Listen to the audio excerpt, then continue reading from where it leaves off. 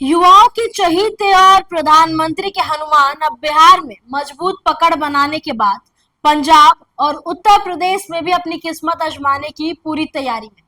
जी हाँ, आपको बता दें कि एलजेपीआर अब उत्तर प्रदेश और पंजाब में भी विधानसभा का चुनाव करने की पूरे तैयारी में है और इसकी घोषणा भी कर दी है। लेकिन सबसे बड़ा सवाल है कि मोदी के हनुमान क्या एनडीए के साथ रह के चुनाव लड़ेंगे या फिर अकेले ही अपनी किस्मत आजमाएं? क्या है चिराग पासवान की उत्तर प्रदेश और पंजाब के चुनाव की पूरी रणनीति, इस वीडियो में आपको विस्तार से बताएंगे। नमस्कार, न्यूज पीआर देख रहे हैं आप और मैं हूं आपके साथ आस्था श्रीवास्तव। आपको बता दें कि युवाओं के चहीते और मोदी के लाल जो हनुमान कहे जाते हैं चिराग पासवान अब बिहार में युवाओं की पहली पसंद तो है ही, अब वो उत्तर प्रदेश और पंजाब में भी अपनी किस्मत आजमाने निकल पड़े हैं।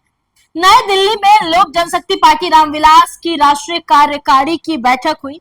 पार्टी में राष्ट्रीय अध्यक्ष और केंद्रीय मंत्री चिराग पासवान की अध्यक्षता में हुई इस बैठक में संगठन विस्तार और आगामी विधानसभा चुनाव की तैयारियों पर चर्चा की गई। बैठक के बाद चिराग पासवान ने साफ कर दिया कि एलजेपीआर उत्तर प्रदेश और पंजाब में विधानसभा चुनाव लड़ेगी, लेकिन यहाँ कहानी में ट्विस्ट है। पार्टी ने अभी तक ये तय नहीं किया है कि चुनाव एनडीए के साथ लड़ा जाएगा या अकेले।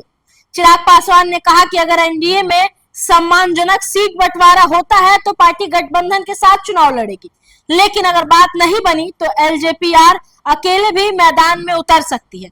यानी चिराग पासवान ने दोनों विकल्प खुले रखे हैं।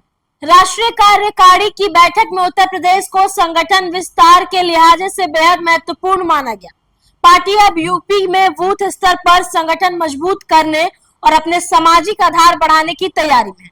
इसके साथ ही पंजाब में भी पार्टी अपनी राजनीतिक मौजूदगी दर्ज कराने की रणनीति पर काम कर रही है। बता दें कि बैठक में सदस्यता अभियान, बूथ प्रबंधन, जनसंपर्क और संगठन विस्तार को लेकर भी चर्चा हुई।